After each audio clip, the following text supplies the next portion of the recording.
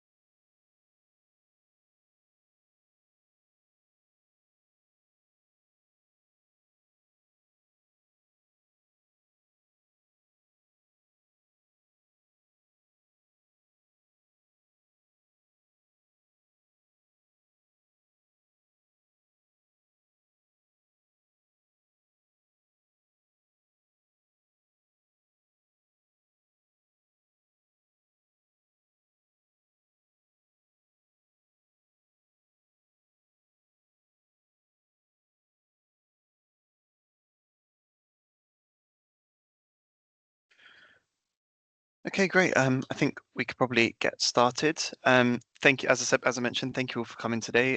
Today we carry on our sort of HNES showcase series, and this time we're spotlighting projects in the Southeast. And just a bit of housekeeping before we get going.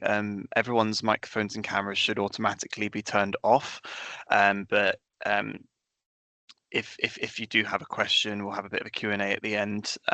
Then please, just to increase bandwidth, because there's a lot of people on this call, to keep your webcams off if possible. There's a Q&A function, so if you've got questions throughout the call from anyone, whether that be our team or any of our lovely speakers today, please pop your questions in the chat. And it is being recorded as well, so we will send out the recording and slides to everyone who registered to attend the meeting after it concludes. So just a quick overview of our agenda today. So Louise, our program manager, is going to touch on HNES, the scheme itself, what it is, the current successes, both nationally in England and Wales and in the region. And then we've got two speakers from our funded projects, one capital, one revenue. So thank you very much to Greg Fowler from Southern Housing and Daniel Welch from Orbit. So they're going to be presenting on their funded projects in the southeast of England. And then Katie, our relationship manager, will be going over how you can benefit from HNES funding. If you're thinking of putting in an application or just sort of want, some guidance, we'll point you towards where to go to receive that and speak to some of our relationship managers. And then we'll have a Q&A. If there are some time for questions at the end of each presentation, we will take them, but otherwise we'll leave all questions to the Q&A at the end. So without further ado, I will hand over to Louise, our program manager. Thank you very much, Michael. Good morning, everyone. Just going to give you a bit of an overview of HNES. So next slide, please. So there are three aims of HNES. So first of all, we want to reduce carbon emissions by making heat networks more efficient. If you're reducing the amount of energy that's going into your network, then obviously you're reducing the amount of carbon emissions that are being produced as a result of operating your network. We want to reduce customer detriment to improve consumer confidence. So the first part of this is around making sure that those that are financially vulnerable, maybe struggling to pay their energy bills anyway, aren't being adversely disadvantaged because their heat network isn't efficient and they're having to pay more for a lower amount of heat. That's partly it. And then the second half, to improve consumer confidence. You may have seen in the Warm Homes Plan recently that the government is keen to increase the number of heat networks in the country to increase the number of the percentage of heat that's delivered from heat networks. So they want to make sure that those that are on heat networks are having a good experience and are confident in the service they're receiving. So again, by having funding through HNES and improving the performance and the efficiency of existing heat networks, we can improve the confidence of people that are already on existing heat networks. And then finally, the third one, helping to prepare the market for sector regulation and technical standards. So you'll have seen at the end of January, some of the Ofgem regulations have come into place. There is a consultation out at the moment around the Heat Network Technical Assurance Scheme and the standards that will be introduced through that. And HNES again can support existing heat networks to improve the efficiency and the performance to make sure you're meeting those proposed targets and standards that will be coming forward in the future. If you go to the next slide. So the scheme launched in February 2023, so yeah, just over 3 years ago now. And in that time, we've had 10 funding rounds have closed. We're in our 11th funding round currently. We've announced the outcomes of the funding rounds 1 to 9, which is what these stats relate to. So within those 9 funding rounds, we've funded almost 400 projects and awarded over £65 million of capital and revenue funding, with around 70,000 residents benefiting. We've supported a range of sectors, including housing associations, local authorities, private sector organisations, as well as universities, NHS trusts. So a wide range of sectors are supported through the scheme as well. Go to the next slide. So the map shows sort of the little points where all the projects are that we've funded. So a good range across all of the regions across England and Wales. Some examples of things that we've funded. So we can fund anything from the energy centre through to the tertiary network with some exceptions. But things that people are applying for include things like upgrading pipework. So that's kind of replacing pipework, primary, secondary pipework, improving insulation. So be that in the networks themselves or within the energy centre. Updating controls. So that can be again within the energy centre itself. It can be within dwellings. So things like TRVs, for example. Replacing or recommissioning HIUs, so heat interface units within dwellings, and also other things such as improving water quality. So we know that if you've got poor water quality, that can really be disastrous for your network. If things start corroding or you get sort of little stones, it can sort of damage pipework and things like that. So measures to improve water quality can help improve efficiency, and also reducing leaks. Things like making sure bypasses are addressed. Various different measures across capital funding. We go to the next slide. So obviously this webinar today is focusing on the southeast. So within that region specifically, we've funded 37 projects. We've got 32 revenue and 5 capital, and just over £5.3 million awarded. Obviously, as Michael said, we've got a revenue and a capital project talking to you today. So if we go on to the next slide. So there's a link at the bottom here to our press release. So we've issued press releases for all of our funding rounds that have been announced so far. So again, the slides will be shared later. So you'll be able to click on those links and find out a bit more about some of the projects that have been awarded funding. So within round 9, we awarded £8.4 million to 69 heat networks. And then the pictures here are just some examples of ones that got funding in the southeast in round 9. So we've got the University of Chichester at the top there. We've got Ingress Park on the right hand side, and we've got Wick Hall at the bottom. So just again, some examples within the region in round 9. I think that's it from me for now, and so I'll pass over to Greg, because I'm sure you're more interested in hearing about the case studies than you are hearing from me. So yeah, Greg, over to you.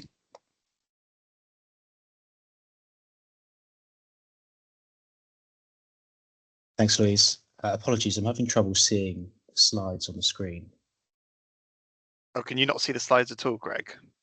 No, apologies. Let me try resharing those slides.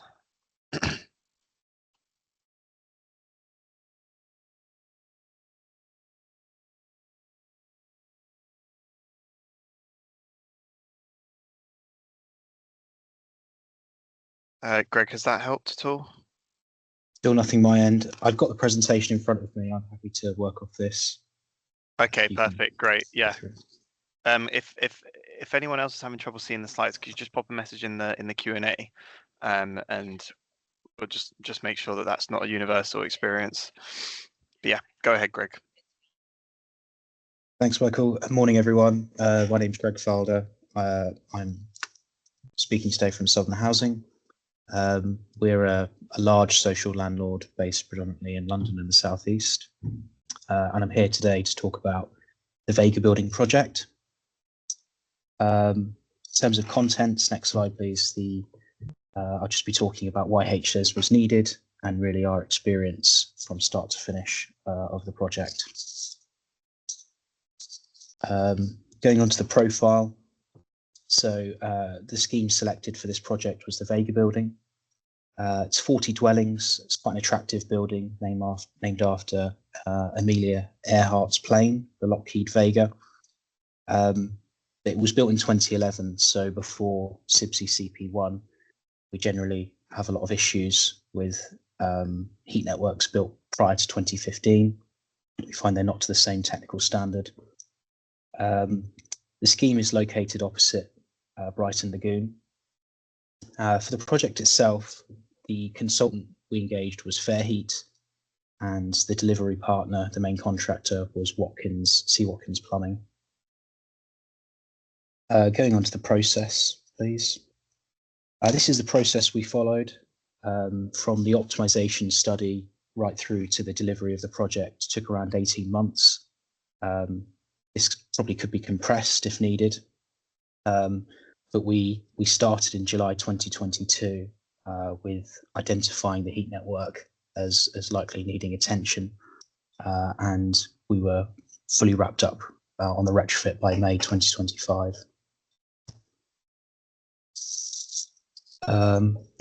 If we could move on to the optimization study. Sorry, not the optimization study. The heat network efficiency slide. So, like with a lot of our schemes, we first identify they're inefficient through benchmarking and through tariff setting. Here's a snapshot of some of the data.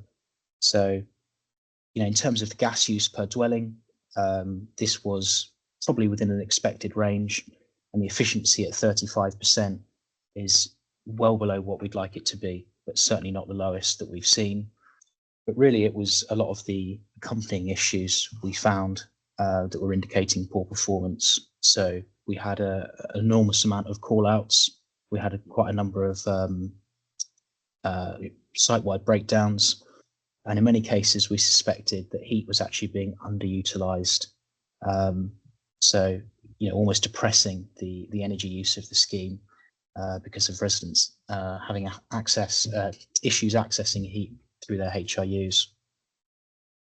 Moving on to the heat tariff and repairs performance. I think, like with a lot of other providers, we enjoyed quite low gas prices prior to the invasion of Ukraine, and in some ways these masked the inefficiencies and poor performance on the network. This became quite exposed as prices rose post 2022. We saw the tariff jump from about 4p to over 18p. And on top of the issues we were facing around reliability, affordability became a particular issue, and kind of hastened the need to investigate the heat network from a technical point of view. So moving on to the optimization study, Fairheat were engaged to conduct the optimization study. It was incredibly comprehensive. Their findings really started at the plant room, where they found the heat network was only operating at about 35% efficiency. So for every unit of gas, then around a third was being delivered to each dwelling and could be metered and billed. We also saw a flow and return temperature delta of less than 5 degrees. So water was leaving the plant room above 70 degrees and coming back at around 70 degrees. So, terribly inefficient way to deliver heat. And it also prevented the boilers condensing and operating efficiently. In terms of the distribution, then we have an east and a west block at the Vega building, and there was very poor distribution of heat across the scheme.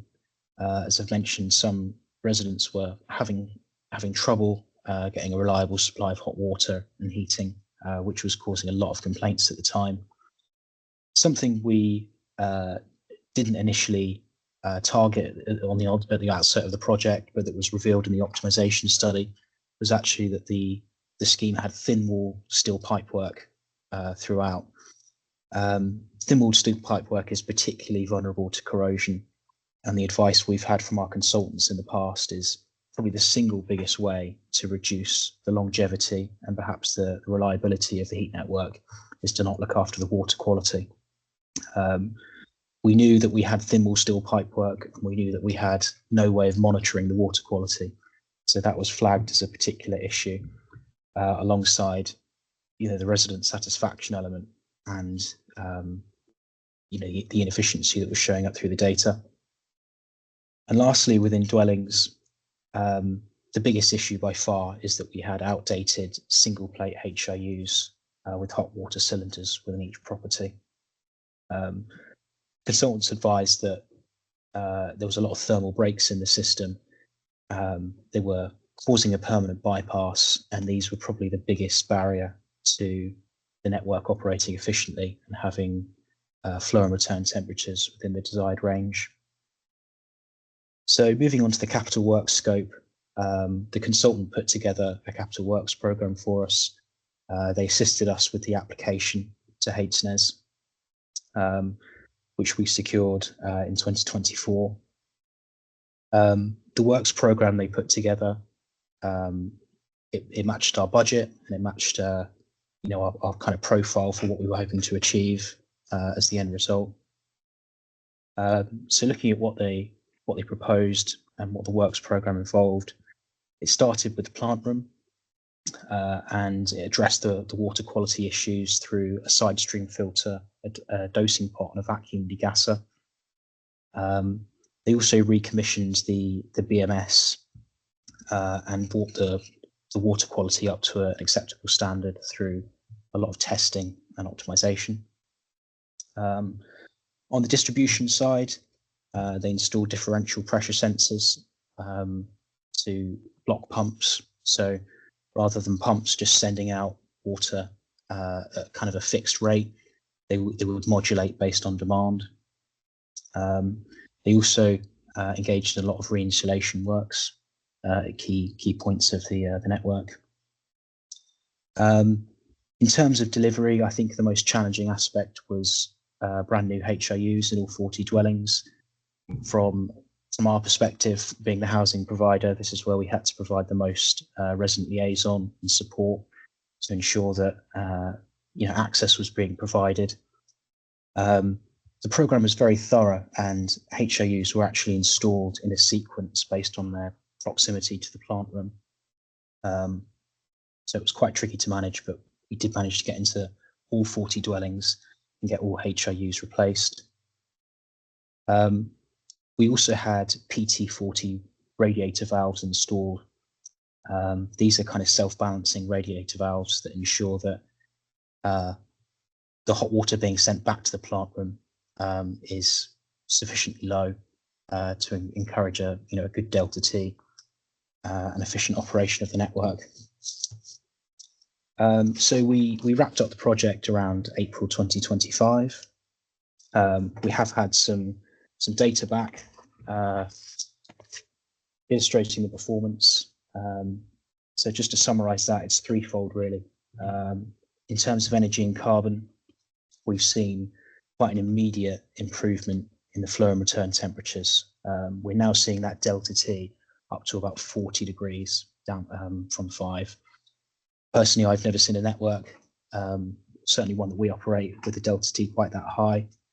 I think it was a testament not only to the design of the capital works program, but also the commissioning, and the consultant and the main contractor did return to site on several occasions to make sure that that performance was being was consistent and there to stay.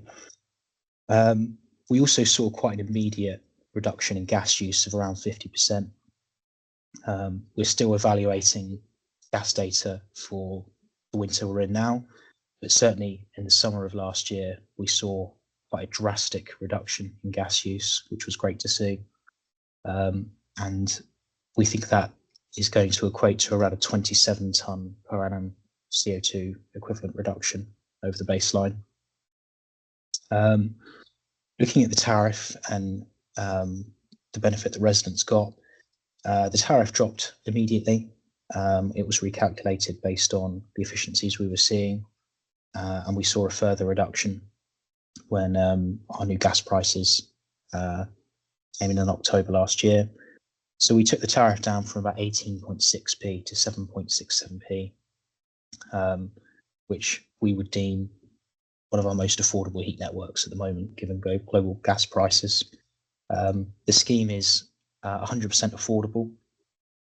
So, we're committed to providing affordable heat and keeping those costs as low as possible. And obviously the works enabled us to do that. It equates to around a £438 reduction in their annual heating bill, based on our most current estimates. Lastly, we're seeing much higher customer satisfaction on the system. We're seeing far fewer call-outs. We're seeing far fewer compensation claims and far fewer general operational issues with our metering and billing provider. We're also seeing a positive impact on health and well-being. We think that heat provision is key to empowering residents and making sure that they're able to succeed. If we could go on to the second slide for the impact, this is just an illustration of the difference in flow and return temperatures following the project. It's quite an immediate jump as the scheme was recommissioned, and we have maintained that high delta T to date. I think that graph says it all, really. So just to summarise, the programme was 38% funded through HNES. We're seeing about a 50% energy saving over baseline in the first 6 months. We managed to get into all of the homes and complete the project successfully. And I think we're really happy with the level of technical expertise we had on the scheme. We've kind of engaged in piecemeal retrofit before. We have a EPC band C to 2030 target, but through the HNES delivery model, I think we really brought together all of those aspects. The technical side, the funding side, project delivery side, and I think it's by far been our most successful retrofit project to date. Bit of an overview there. I'd be more than happy to answer any questions if there's anything specific anyone would like to know about the project.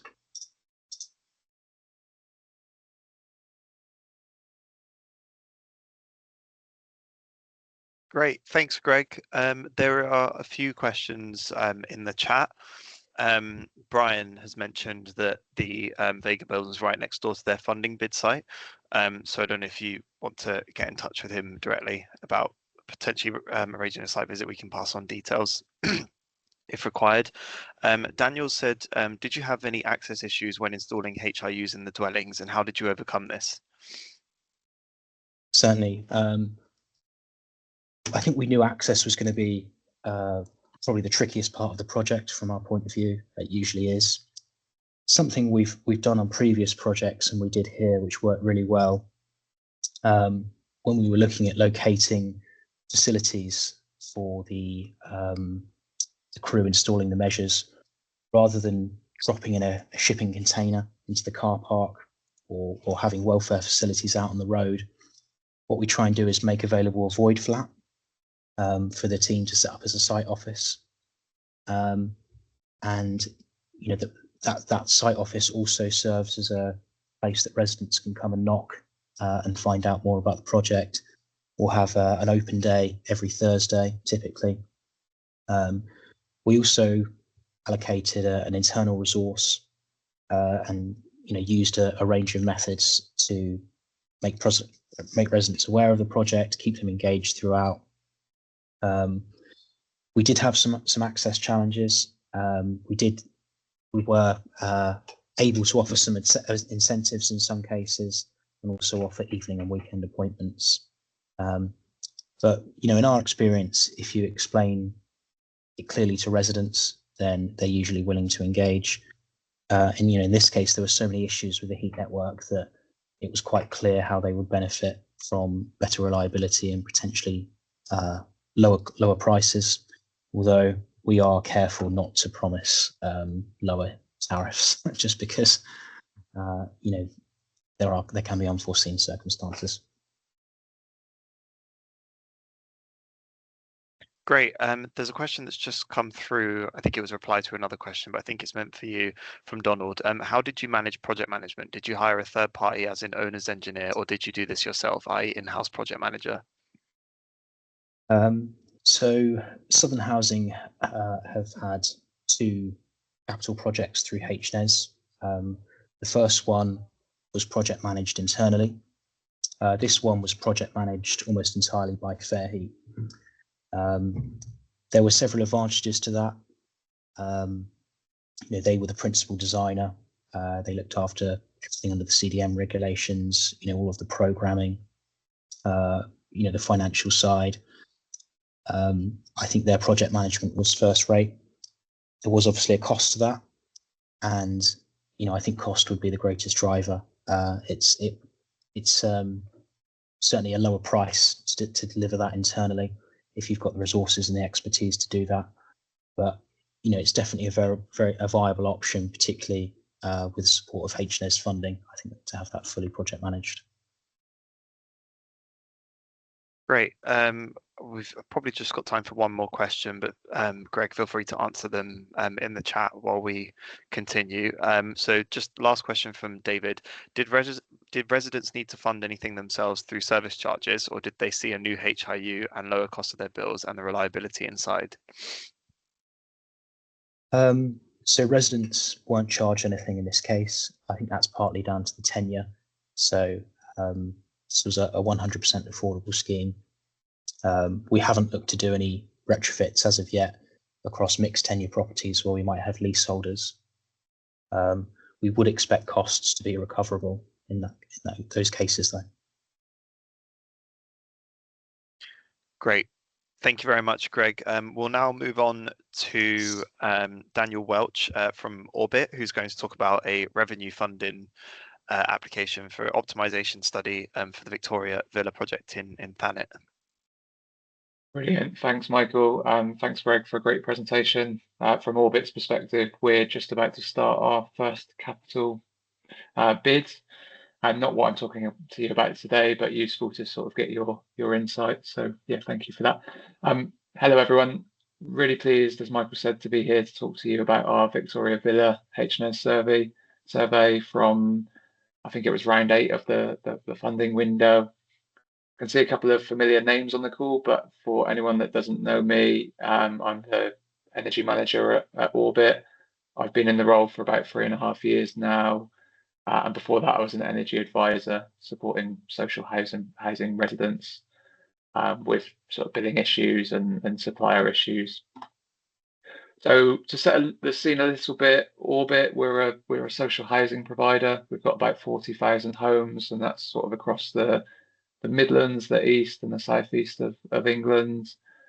Within that, we've got 46 heat networks that serve just around 1,600 households. They range quite a lot. So our biggest has sort of 179 dwellings, and our smallest is tiny. It's just a few dwellings. They're all built at sort of different times, inherited by the organisation with mergers and things, all designed in different ways, and they all come with their own quirks. So Victoria Villa is actually one of 7 HNES studies we've now completed, and it's really starting to help us understand those quirks a little bit better, basically. The studies play an important role in our wider net zero thinking, especially our commitment to being carbon neutral in our own operations by 2030. And they're genuinely giving us a really good comparative view of the sort of buildings in the portfolio and helping us to plan our future efficiency and decarbonisation works, as well as understanding how we're going to meet the new HNES requirements, technical requirements, and sort of the costs associated with that. Next slide, please, Michael. So Victoria Villa, built in 2009, so just before the CP1 guidance. It's a communal heat network. It serves 40 homes, specifically for residents that are over 55 years of age, and it's down in Margate. Without getting too technical, it's a 4-pipe system. So we've become very interested in these, and because they're generally harder to get down to the sort of heat loss levels that HNES will expect in the future. There's obviously separate pipework for heating and hot water, and that really adds up in terms of the heat losses. It's also a site where we've had long-running issues, so it might be something you're experiencing in your own organisations. But we had residents complaining of overheating. On average, there were 19 maintenance visits a month, which sort of tells its own story. There's no metering there, so it's very difficult for us to understand what's actually going on. And then the residents are paying for their heating through our service charges, so it worked out around £600 a year for the heating cost per dwelling. With it being a scheme for the over 55s as well, we were conscious that we have quite a lot of vulnerable customers there, so it felt like a really good place to do a bit of a dig a little bit deeper, do a bit more investigating works, and to sort of understand what was really going on with the building. Next slide, please. So we also used Fairheat for our HNES study, and they were really helpful with giving us a clear picture of what was going on. So as we suspected, the heat losses were really quite high at this dwelling, at 770 watts per dwelling, which sort of explains the overheating that residents were telling us about. The boiler return temperatures were also really high, so the boilers never got into sort of condensing mode, and obviously that contributed to higher gas use in the block. There were also a couple of network bypasses that were found, which we weren't necessarily expecting to hear about. And similar to the previous presentation, water quality was also flagged as being pretty poor, which I think it's safe to say at the beginning of this wasn't something we were sort of expecting. And then obviously it confirmed that there was no heat metering or very limited data collection as well, which wasn't helping. There's a small graph on there. I mentioned we've done other HNES surveys, so this is just sort of looking at how they all sort of sit together. Victoria Villa is not actually the worst performing site. We've got some where the watts per dwelling was over 1,000. But interestingly, with it being a 4-pipe system, it's the most expensive in terms of getting to compliance. So it's definitely raised some unique flags for us from that side of things. We've got a few 4-pipe systems, so I'm sure the learnings from this one will be useful on some of our other sites as well. Next slide, please. So mentioned the Fairheat survey, obviously optimization survey, they picked up quite a few things for us.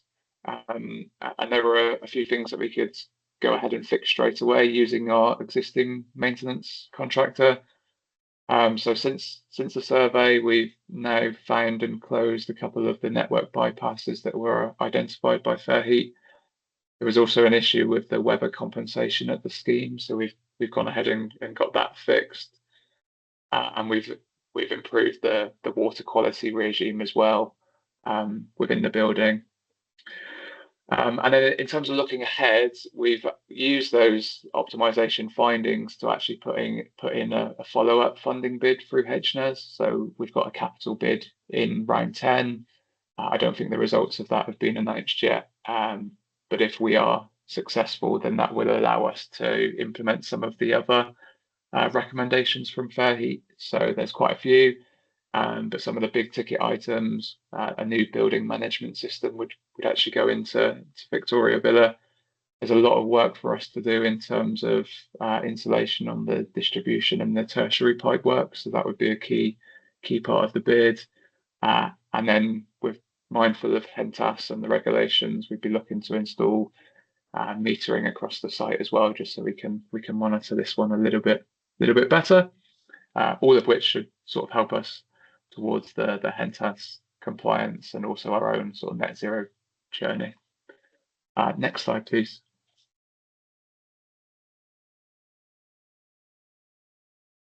So as I mentioned, we don't really have metering at this scheme just yet, so we can't track everything sort of precisely, but we are already seeing some encouraging signs from the early works that we've done.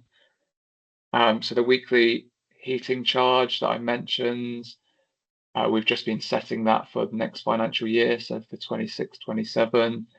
And the way we do that is look at the gas use for the previous year.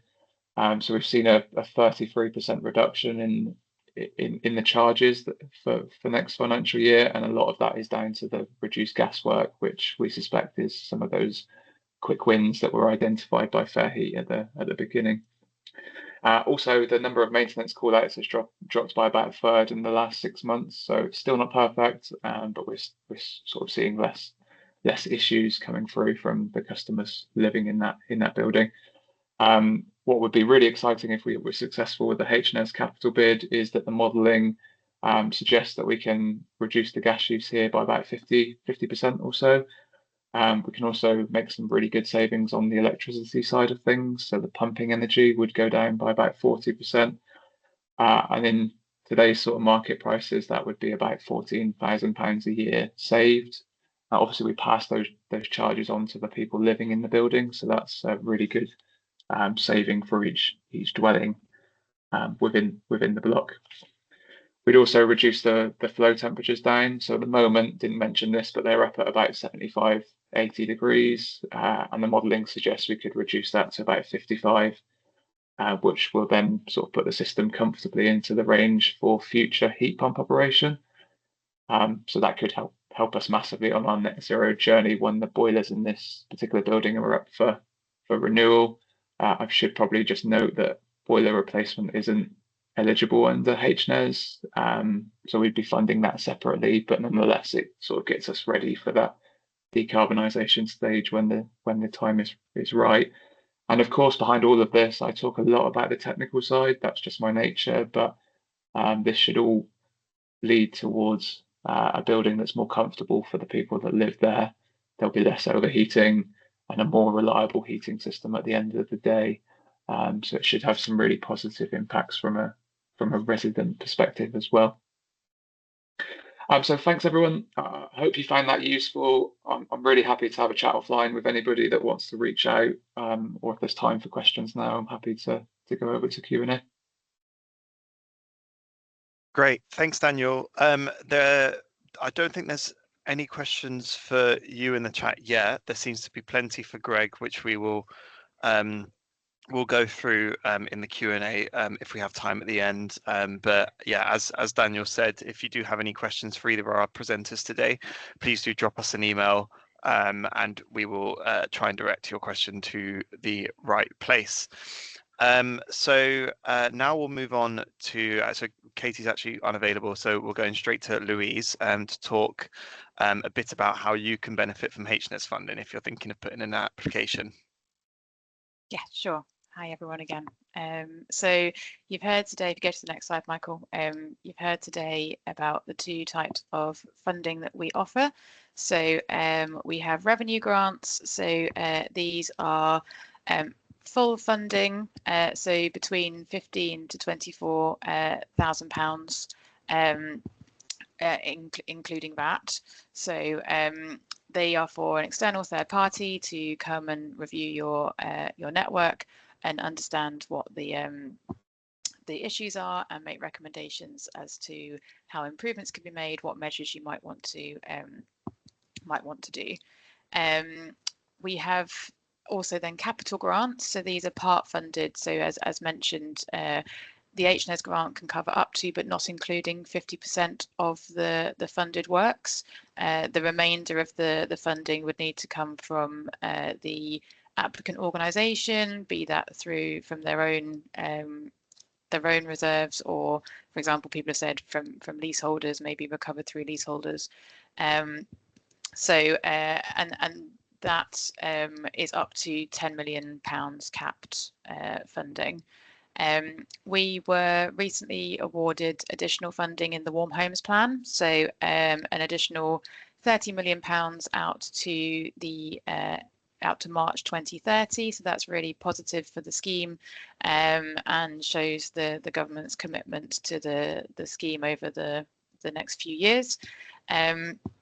The funding in terms of the financial years down there was what was available for round 11, round 12. If you go, sure, I'll talk to these points first, but if you are applying for capital grants, you are able to request funding over multiple years. Potentially that might be the case for revenue grants in the next funding round as well.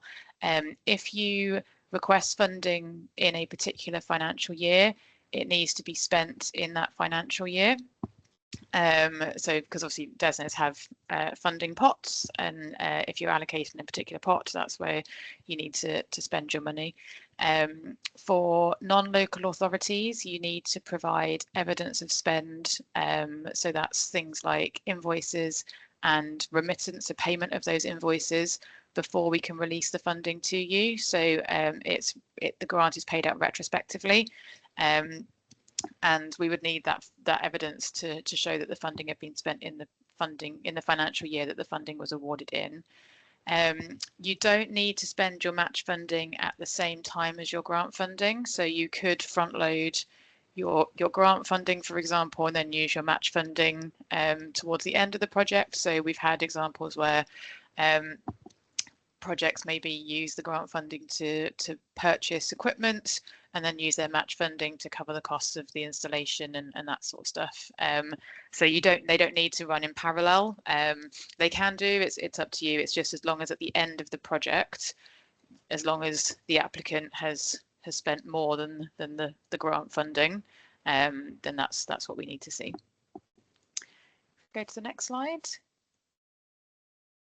So in terms of who can apply, so HNES is only open to existing heat networks, so you can't be building a heat network or not operational yet, and we cover district or communal heat networks, so district being one energy centre with multiple buildings, communal being one building split up into different customers.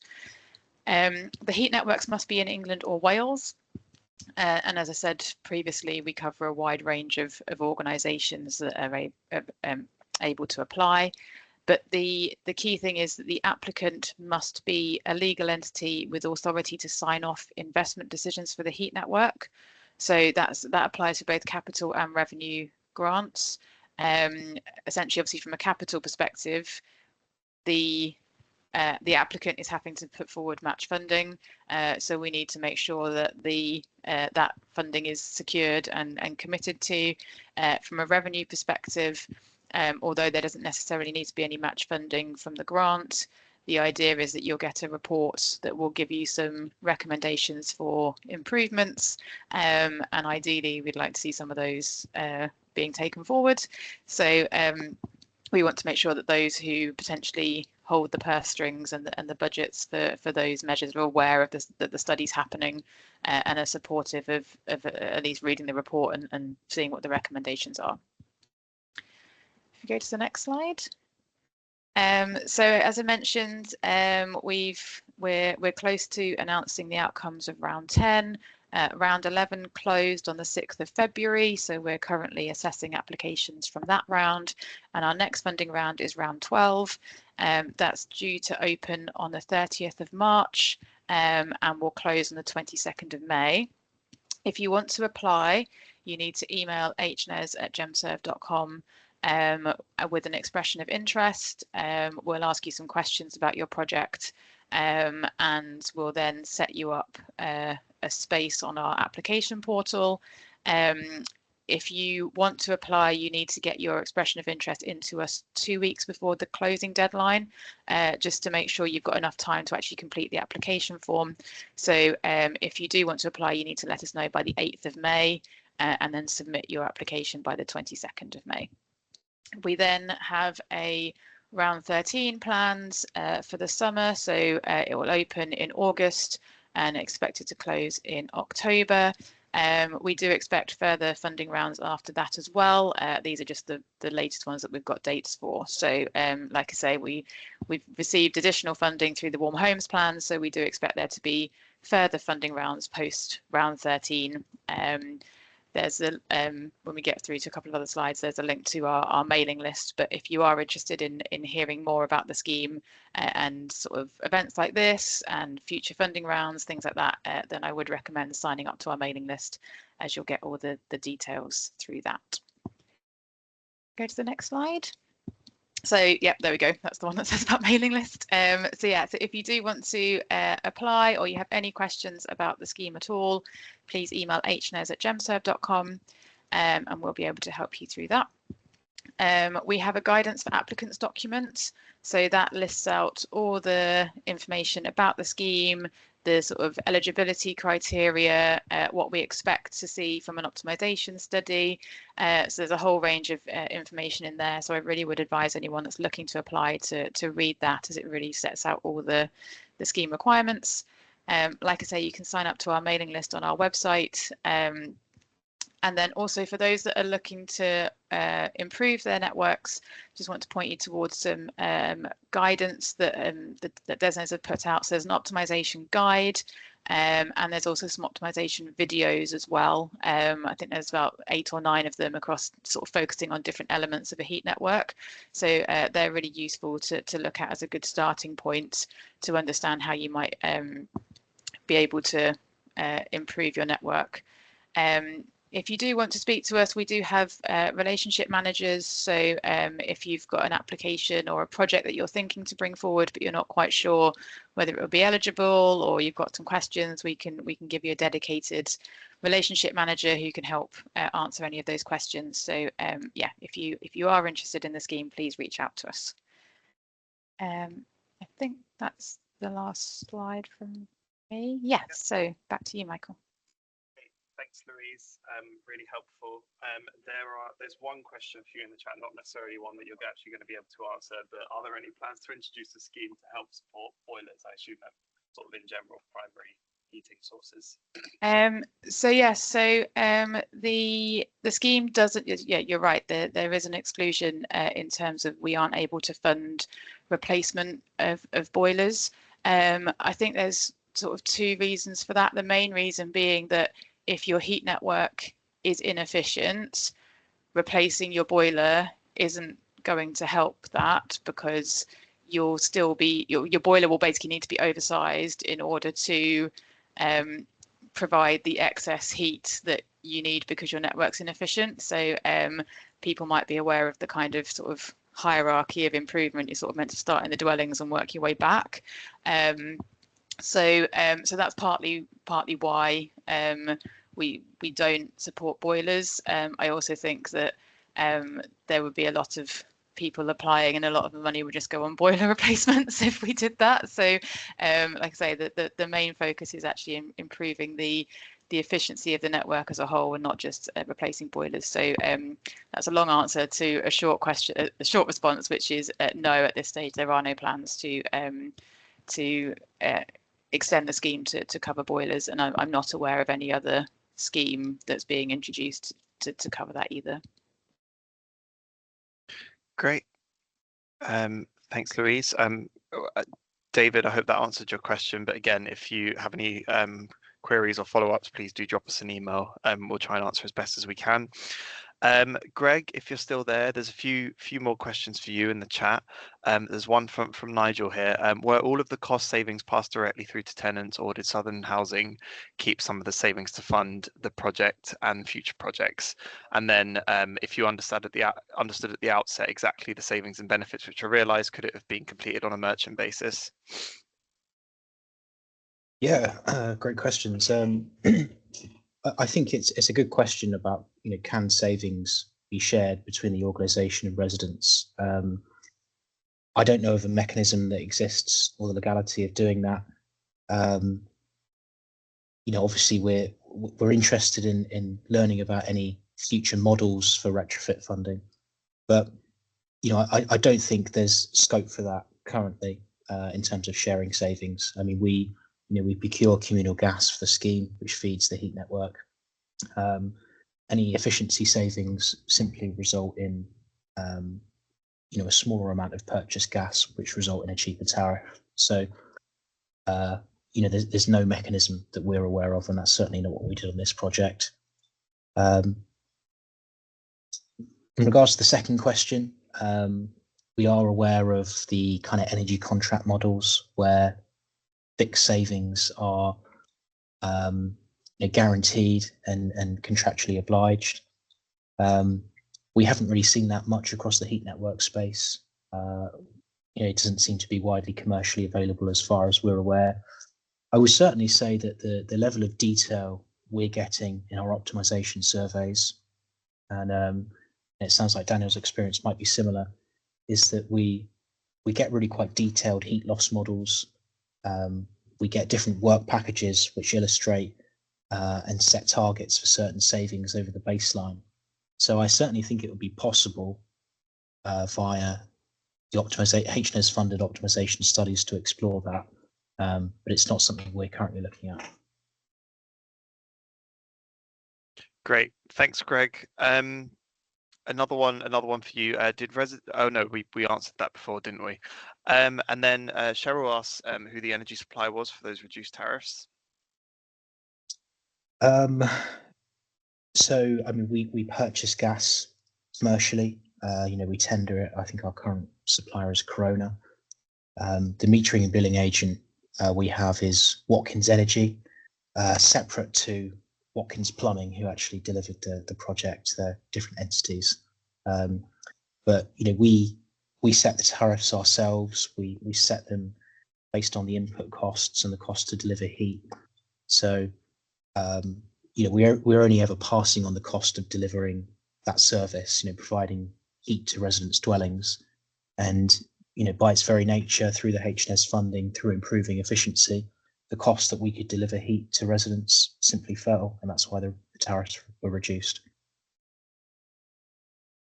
Great. And did you have any access issues when installing the HIUs in the dwellings, and how did you overcome these? We did indeed. We tried to condense the HIU installations into a smaller period as possible. And generally speaking, it took about 2 days. So one team would go in and physically remove the old HIU off the wall, remove the hot water tank, and fix the new HIU. And then on the second day, they would come back and commission it and make sure it was fully working. But I think it was just a layered process of engagement. We tried letters, we had open days, we had the site office, we had resident liaison officers from Watkins Energy, from Watkins Plumbing, sorry, and we had them internally as well. I think we also worked with specific residents that we knew had concerns and tried to tailor our message to them. Some were concerned more about affordability, others were concerned more about the reliability of the system. And, as with housing management, a lot of them were concerned about a whole host of issues that had nothing to do with the heat network, which we tried to allay as well. So I would say, the single biggest investment in time from us, because the project was fully managed, was the RLO, and I would really not downplay that to the success of any project. Great, thanks, Greg. And I just noticed another question in a comment. What metering or billing challenges triggered the need for HNES funding, and has billing accuracy improved since interventions? I think we were in the lucky position in that we had an effective repayment billing solution already installed. So, rather than kind of addressing challenges, we were using our metering and billing system to help us inform what the performance of the network was, what levels of debt were, how often residents were topping up. I think there's huge advantages to having a metering and billing system installed in terms of the insights it gives you and how it will inform future projects. We also had fairly good bulk metering in place at the site as well. So we were already kind of compliant with the metering and billing regulations, and it was more how we use that to make the project a success rather than that having to be an issue that was addressed.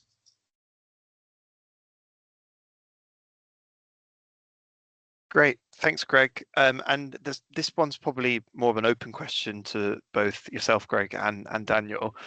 What would you say were the biggest lessons learned from delivering a HNES project?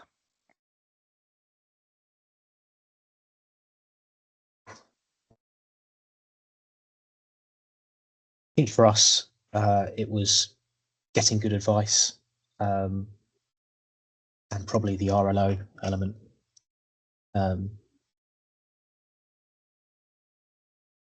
Daniel, I don't think you've got anything to add to that.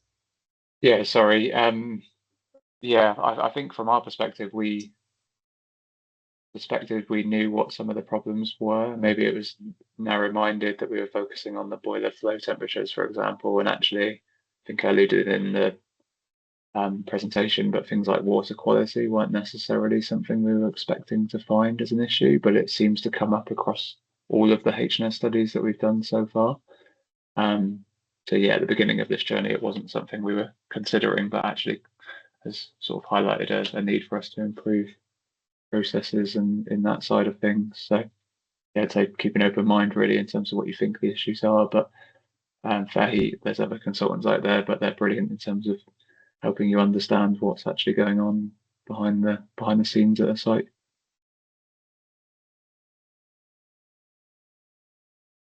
Great, sounds good.